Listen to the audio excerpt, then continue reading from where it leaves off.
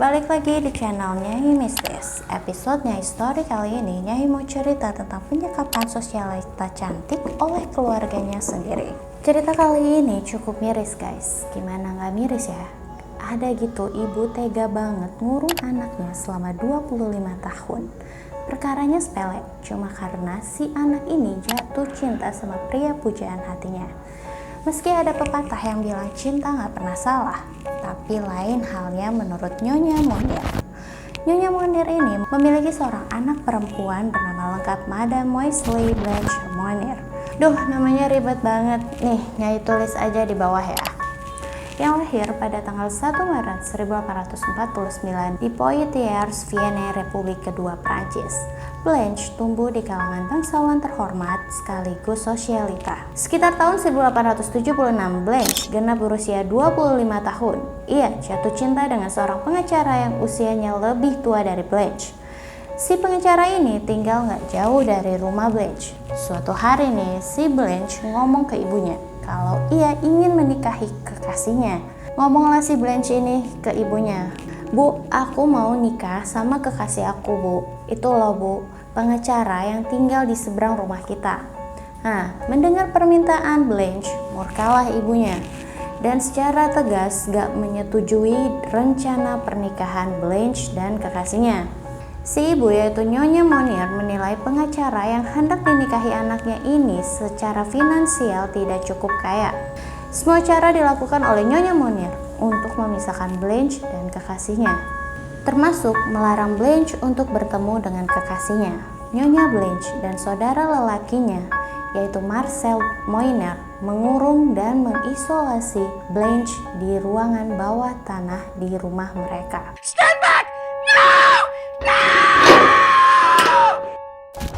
Ruangan ini kedap suara guys, jadi mau si Blanche teriak kayak gimana pun, sampai suaranya habis juga nggak akan kedengeran. Ibu dan kakaknya ini tampil ke publik dengan wajah yang penuh kesedihan atas kehilangan Blanche. Duh, jago acting juga ya ibunya si Blanche ini. Sejak dinyatakan hilang, gak ada satu orang pun yang tahu keberadaan Blanche. Dan secara perlahan Blanche mulai dilupakan oleh orang-orang di tempat ia tinggal. Beberapa tahun kemudian, kekasih Blanche dikabarkan meninggal dunia. Dan Blanche tetap menjadi misteri yang tak terpecahkan. Hingga di tahun 1901, Jaksa Agung Prancis menerima surat kaleng yang dikirim oleh orang tak dikenal. Catatan anonim itu menuliskan kurang lebih seperti ini. Jenderal Monsieur Atorin, saya mendapatkan kehormatan untuk memberi tahu Anda tentang kejadian yang sangat serius. Saya membicarakan seorang perawan tua yang dikurung di rumah Madame Monir. Dia kelaparan dan masih hidup di kasur yang busuk selama 25 tahun. Surat kaleng ini membuat polisi Prancis terkejut dan gak percaya karena Nyonya Monir terkenal sebagai sosialita, bangsawan, dan orang yang terhormat dan yang mendapat penghargaan atas sikapnya yang murah hati kepada kota Prancis. Penghargaan itu diberikan oleh Committee of Good Works. Akhirnya polisi Prancis datang ke rumahnya Nyonya Monir. Izinlah mereka kan. "Permisi Madam, kami hendak menggeledah rumah Madam karena kami menerima surat kaleng yang menyatakan bahwa Madam mengurung seorang perawan tua." Mendengar hal tersebut, biasalah Nyonya Monir ini mengelak dari tuduhan polisi. Ia juga menolak polisi untuk memeriksa rumahnya. Akan tetapi, penolakan itu nggak membuahkan hasil. Polisi tetap merangsak masuk dan melakukan penggeledahan ke setiap sudut ruangan di rumah Nyonya Monir. Sampai di lantai 2 rumah sosialita itu, polisi menemukan sebuah ruangan kecil, gelap, berbau, dan busuk. Polisi pun membongkar jendela ruangan dan brak. Polisi melihat ada sesosok manusia dengan keadaan yang mengenaskan. Manusia itu ialah Blanche Monir. Waktu ditemui nih, si Blanche ini tidur dengan kotorannya sendiri guys. Blanche juga sudah berumur 50 tahun. Tubuhnya kurus kering dengan rambut panjang terurai mirip tokoh kartun Disney Rapunzel. Berat badan wanita kelahiran 1 Maret 1849 ini hanya 23 kg.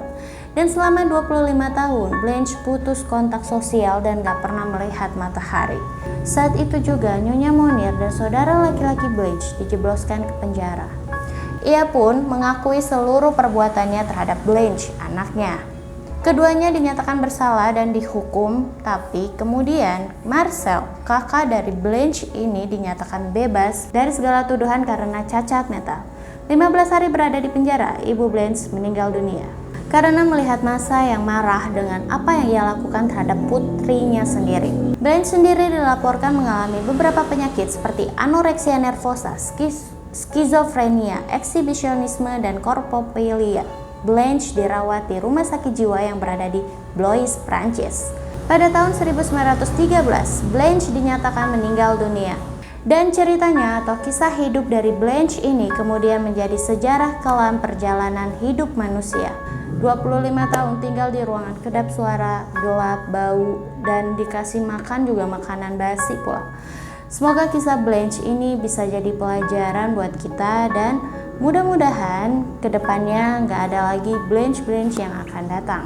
Jangan lupa like, subscribe, komen, dan share ya. Bye.